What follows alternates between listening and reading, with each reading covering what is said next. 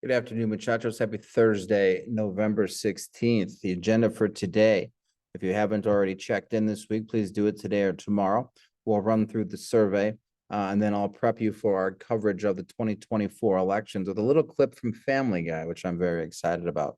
Let's go through the survey. One of us responded to it. I think there was an issue with the link, but I got that fixed pretty early after the assignment was posted. So this isn't going to quite go as planned, but what would have happened is if more than one person responded, we would have seen a breakdown here, obviously, between Democrats and Republicans, and we would have seen a breakdown here on who supports what. And the ultimate goal was to kind of show you that the percentage of Democrats to Republicans does not necessarily match up to these options that you can choose from, which was to prove the point that while Democrats may support the government being used as an implement of societal change and progress, and Republicans typically subscribe to the thought of limited government, staying out of people's way, and keeping taxes down, responding to these individual questions would have shown some sort of variation, proving the point that just because you're a Democrat or believe you're a Democrat, or just because you're a Republican, doesn't necessarily already preclude you from having a support for one issue or another. All right. And that's one of the biggest things that we have to kind of wrap our heads around. It just because you're a Republican doesn't mean that Republicans don't spend tax dollars. And just because you're a Democrat doesn't necessarily mean that you support abortion. Right? You can identify with the general ideas of the role of government, one party or the other, but that doesn't mean you are going to universally agree with and believe in every single position of that party. So that's something to keep in mind. In regards to the issues, the conflict between those of the LGBTQ community and those who are religious, we do have an issue that will come up in this election. Should people of the LGBT community have their rights protected, and when it comes to things like employment, equal treatment, equal access as everybody else, if that equal access, protection, and rights comes at the cost of someone's religious beliefs? What is more important? What carries more weight? The equal treatment of people versus the protection of religious rights. Supreme Court case very recently, just this last year, 303 Creative LLC versus Elenis, talking about public access, public accommodation. Should a baker or a photographer or a wedding planner or a dress designer or whatever, should a company that is geared towards providing a service to consumers, should they have to provide those services to people who are same-sex couples if doing so would violate their religion? Some of you are going to say yes, some of you are going to say no, and that's perfectly fine because it all comes down to what you value more: religious protection and religious freedom versus individual rights and individual freedom, even if it goes against someone else's constitutional rights. Supreme Court upheld in 2023 that a video creator, like a wedding videographer,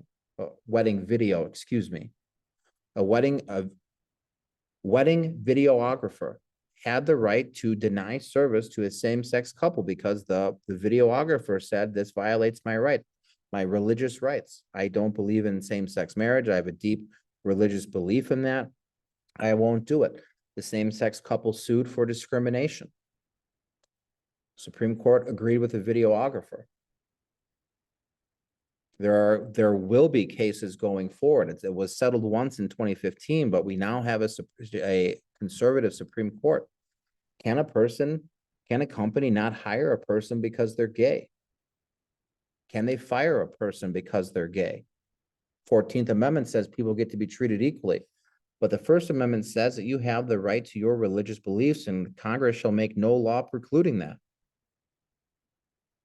So we're at this constitutional crossroads. And again, this will come up in this election.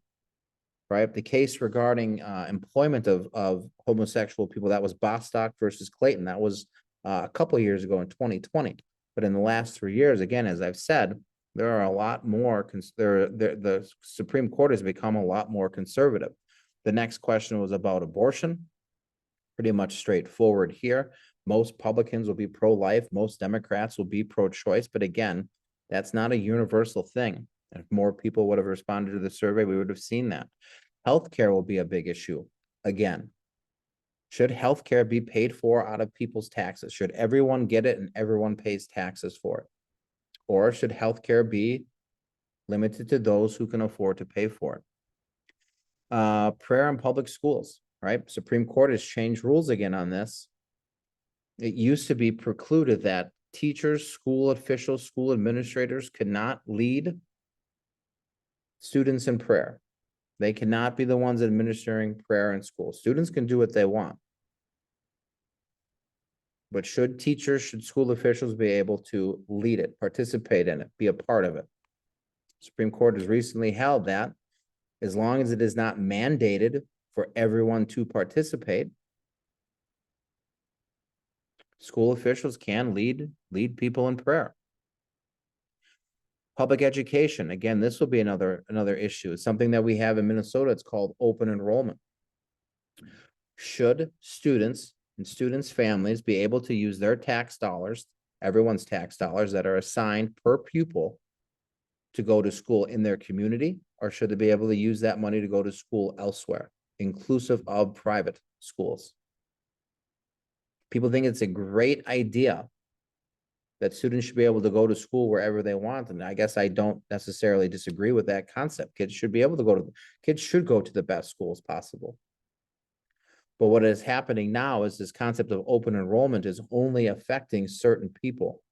You would think that open enrollment would allow the kids from the poorest homes, poorest backgrounds, worst communities to go to great schools.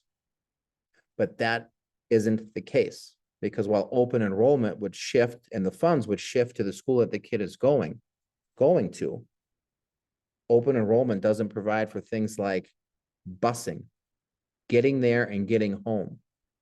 So typically the only people who are benefiting from things like open enrollment are kids who are coming from families that are a little bit affluent, that have two parents, that have two incomes, and can afford to drive their child to and from the different school. Guns, you'll see more variance in this. You know, there are plenty of Democrats who are hunters. There are plenty of Republicans who are not. But at this point, the one person responded here clearly supports more gun control. Immigration, again, will be an issue. Should we increase immigration or should we decrease immigration? Right? There's a lot of shared belief in the fact that the United States has a lot of problems. So maybe we shouldn't be allowing more people to come into the country. However, one of the biggest problems that the United States has right now is an aging population. We have more old people than we do young people, which means we will have more old people who are not working. And we will have less young people to fill those open positions. So who's going to work in this country? Not to mention, who's going to work and pay taxes so our government can operate? A huge issue. Taxes. Right? Typically, Democrats favor reducing taxes for lower income and middle class families, while the wealthier pay a higher percentage tax. Republicans, if they do not support tax cuts across the board for everyone, they will argue that tax cuts for the wealthy are the best because they are the ones that undoubtedly are creating jobs. We could go back and forth on the benefits and the failures of trickle-down economics and how it hasn't worked and how it has led to increased federal debt.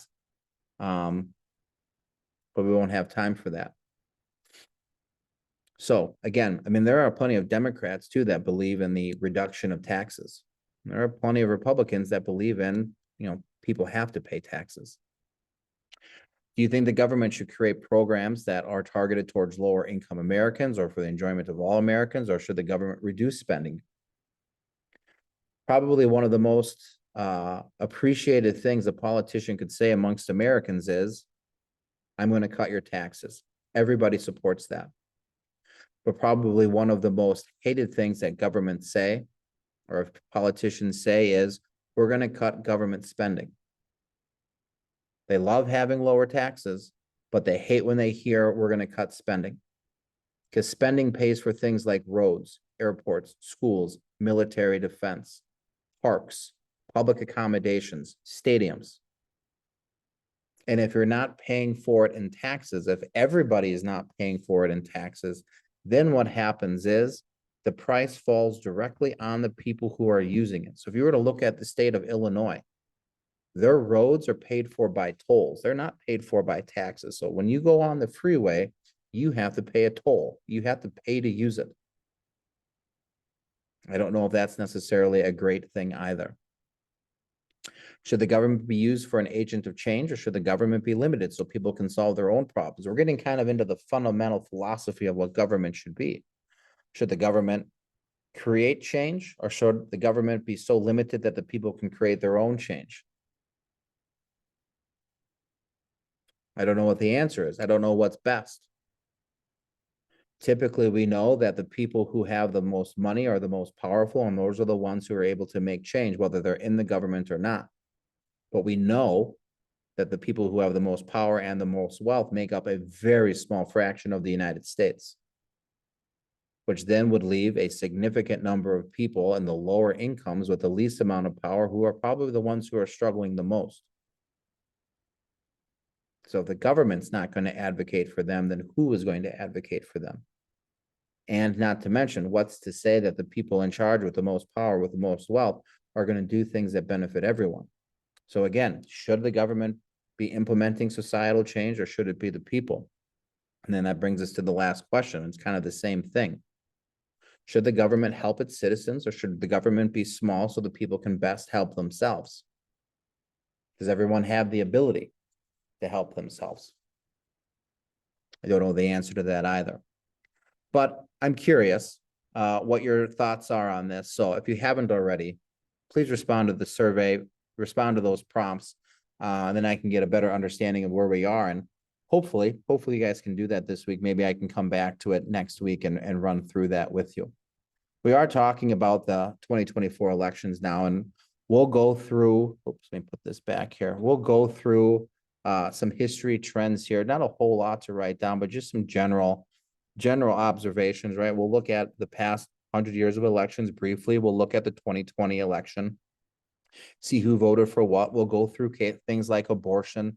We'll look at the Senate election, right? How many senators are up? Where are the hot seats? How close the Senate is right now between Democrats and Republicans. We'll do the same thing for the House. And eventually we'll dig a little bit deeper into, the issues that'll be in this election. But one thing I got to point out to you is the difficulty that I have as a teacher trying to cover elections with you, because while I say Democrats support large government and Republicans support small, limited government, we know that the Republicans are hardcore bent on social issues right now. And we know that there are plenty of Democrats that think, people should be able to have whatever gun they want. There are no absolutes in politics. There is no universal rule. You can have general principles, general ideas, but that doesn't mean every single person in that party is going to agree with it. And it doesn't mean that, every single Republican is a prejudicial, conservative, white privileged, affluent. And it doesn't mean that every Democrat is some communist socialist that wants to ruin America. I think what best sums up this difficulty that I have trying to explain politics is to you. There's a little clip from Family Guy when Lois runs for mayor, and some of the preposterous answers that get lobbied or lodged in response to some of these questions. Here, we'll take a look. And if the video sound doesn't come through, I'll link it to the slides. Full hub to the town hall mayoral debate between incumbent Adam West and challenger Lois Griffin. We will now open up the floor to questions from a community at large. Yes, Mrs. Griffin, how do you feel about those computer websites that put a blue square on the home of a sex offender? Well, the safety of our children is a very important part of my plan for Quahog. I have a 12-point program for the security. I'm sorry, your time is up. No, I'm not impressed. I'm not impressed, not yet. Mayor West, if re-elected, would you increase the frequency of garbage pickup? Well, citizen, that's an excellent question, and I thank you for it. I think it's great we live in a town where you can ask questions, because without questions, we just have answers. And an answer without a question is a statement. Oh, I like him. He looks me in the eye. I'd like to have a beer with him. I'm voting for him. So he clearly didn't even answer the question, but everyone's like, oh, outstanding. One of the issues that, we're gonna have when I'm explaining this is, you guys are gonna hear all sorts of ideas from all sorts of people and none of them are gonna make sense. Right? As Brian, the dog, is going to say, never underestimate the stupidity of the American electorate. Understand these people. She didn't even see anything and they're eating it. Lois, undecided voters are the biggest idiots on the planet. Try giving short, simple answers. Sir, your question, please. Mrs. Griffin, what do you plan to do about crime in our city? A lot. Because that's what Jesus wants. 9/11 was bad. Agree with that. I can't believe how easy this is. Mrs. Griffin, what are your plans for cleaning up our environment? 9/11. Mrs. Griffin, what about our traffic problem? 9/11. So as you can see, zero answers there, zero comprehension. People are dumb. As we go through this unit, we're gonna go, each major election, president, Senate, House of Representatives. Well, we'll do the Senate and the House, a generality of it. But I'm gonna try to give you what the issues are, what the facts are about it. So when you're hearing politicians speak, you can hopefully identify what is BS, 9/11, and what is factual, and you guys can start, making informed decisions or gaining some knowledge on who's actually running for office and what their ideas are, versus, buzzwords or cliches, so you know who to vote for. Because let's be honest, most of you are 17, if not already 18. And if you can vote, if you're going to be 18 by the next election in 2024, you're able to vote in the primary election, which will take place in March of this year, March 2024. So that's kind of what I'm up against. I'm going to try to give you some background knowledge, some information on what the issues are. So you can, you can decide for yourselves which politician is, one, actually answering the question, and two, actually has ideas regarding the actual problems. You have an article to read on gerrymandering. The article will explain more or less what gerrymandering is and how it's going to affect the upcoming House of Representative elections. You'll have one here in the 2nd Congressional District, Angie Craig's, the 2nd Congressional District for our area, for Minnesota. She had redistricting in the last election, and she'll have it again this election. So the article will be linked in the actual questions, all right? It's multiple pages, but it's limited reading. There are some big maps there. And while you're reading, you have some questions to respond to. Do make sure that you are responding to the questions completely, though. If you could have that done for tomorrow, I would appreciate it. And again, if you haven't done the survey, please go back and do that. And I can touch again on that a little bit later next week. So I'll see you guys in the check-in if I haven't already. And if I've already seen you this week, have a great weekend.